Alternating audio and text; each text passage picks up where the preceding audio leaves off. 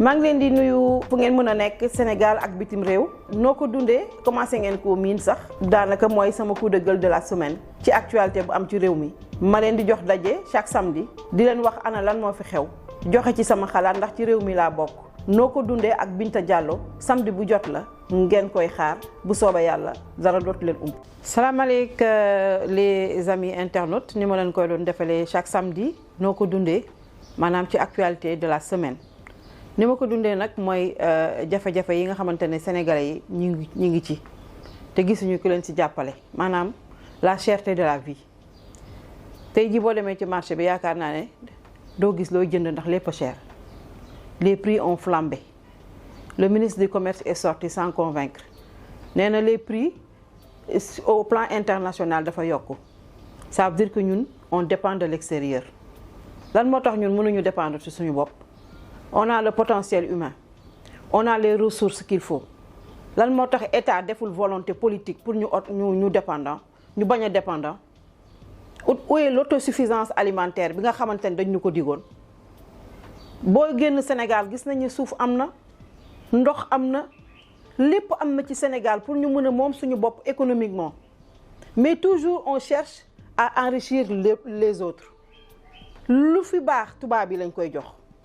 banques yi tubaab yi suñu tali bi tubaab yi lépp tubaab yi waxuma nag par racisme de mais dañoo am ay ñoo xamante ne dañoo nekk ci réew mi bëgg réew mi bëgg avancement Sénégal te kenn joxu leen seen gëdd des champions économiques qui ont un modèle économique kenn du leen faale lu baax rek ñu ne nañ dem seeti la France lu baax rek ñu ne nañ dem seeti keneen ak keneen et les gens qui sont là qui investissent dans leur pays sans être aidé par les autorités. Pourquoi? Lan moo tax état jàppalewul le secteur privé, je dirais pas tous. Le Ablaye Wade waxoon rek j'ai fait des milliardaires qui ont investi dans l'immobilier. Fii nag am na ñoo xamante ne dañu amal seen bopp modèle économique génne seen alal créer ay emplois derrière il y a personne pour les aider. Il y a pas à aller chercher de midi à 14 heures. Champion économique. réew gouvernement moo koy créer moo koy jàppale boo demee Nigéria Dangote tey kan moo ko jàppale c'est l'état du Nigéria parce que daf ko nekk doo yem fii rek da ngay génn fépp tey Dangote est partout les champions économiques sont ici au Sénégal di liggéey di créer emploi kenn jàppale wu leen on donne de quoi li Kéba Mbaye waxoon Abdou Diouf ne ko les Sénégalais sont fatigués egsi nañ si monsieur le président de la République.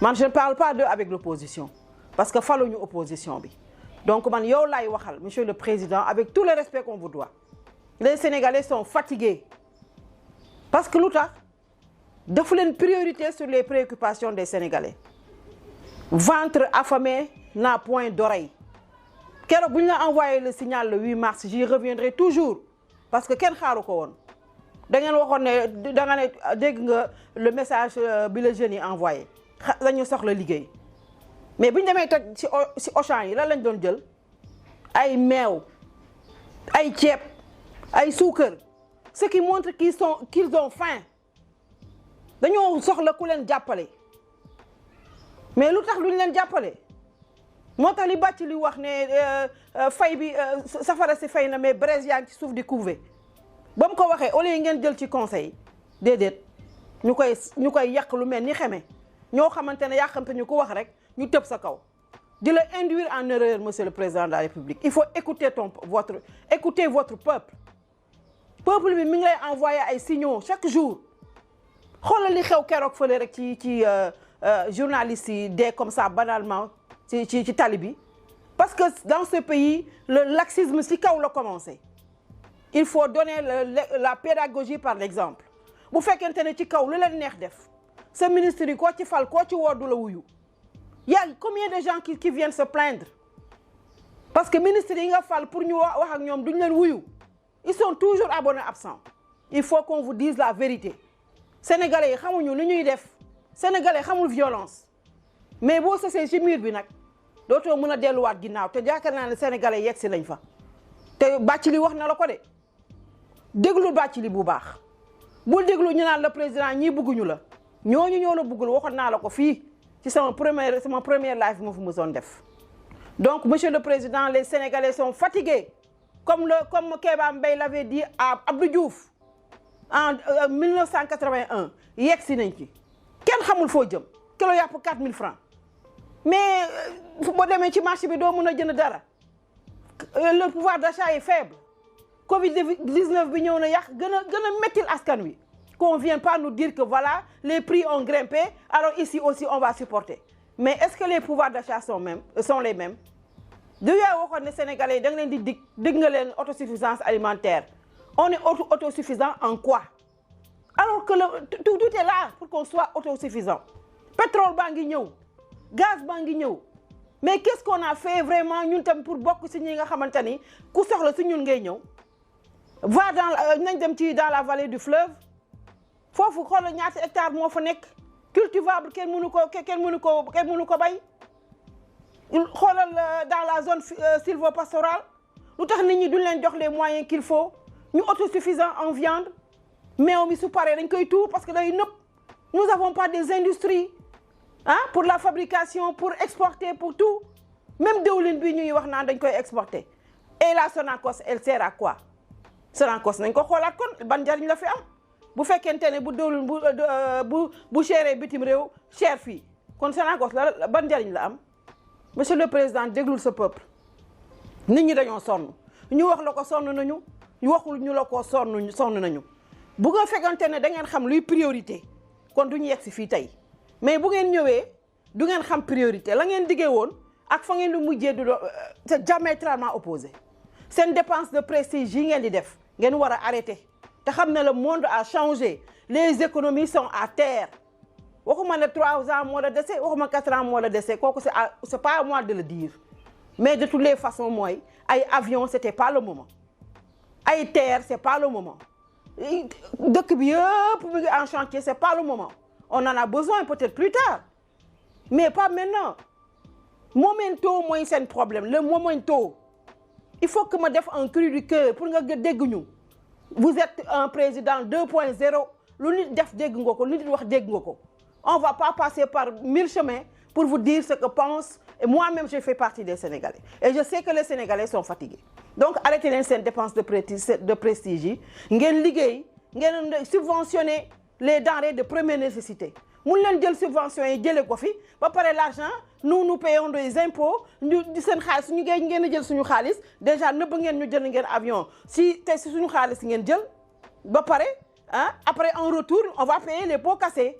Je dis on parce que je fais partie de ces Sénégalais-là.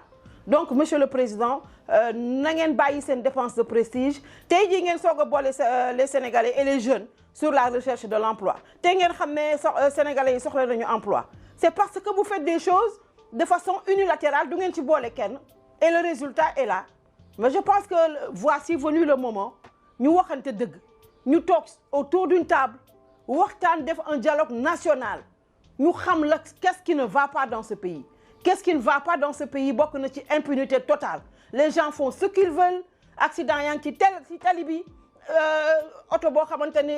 fourrière la waron dem, des tombeaux ambulants qui circulent au vu et au su de tout le monde. Kenn yoram nek ci bu accident amé ku nek yuxu le temps de 2 jours 3 jours et puis ñu créer benen os bu ñuy jox nit ñi ñu ronger ko et puis voilà c'est tout.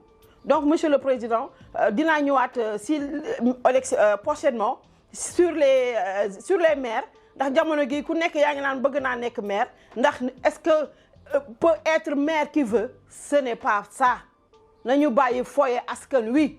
Maire yi dañuy foyee askan wi parce que xam nañ ne askan wi dañoo soxla xam nañ ne askan wi xam nañ ne suuf saa ngi ci maire yi ku war a nekk maire da nga war a xam lan mooy décentralisation pour développer ta commune il faut nga xam naka fan nga war a jaar mais waru leen jël parce que y a manger à boire ku nekk nee na bëgg naa nekk maire ce n'est pas ça je reviendrai prochainement sur ça mais Monsieur le Président le SOS le cri du cœur du peuple c'est qu'ils sont très fatigués liggéeyal pour askan wi parce que loolu moo la fi teg n'écoute pas les gens yi nga xam dañuy ñëw naan la Monsieur le Président tout marche rien ne marche dans ce pays maa ngi leen di gërëm di leen sant.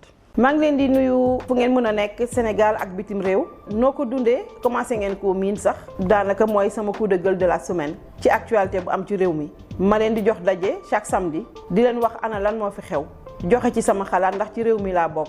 noo ko dundee ak Binta Diallo samedi bu jot la ngeen koy xaar bu soobee yàlla dara dootu leen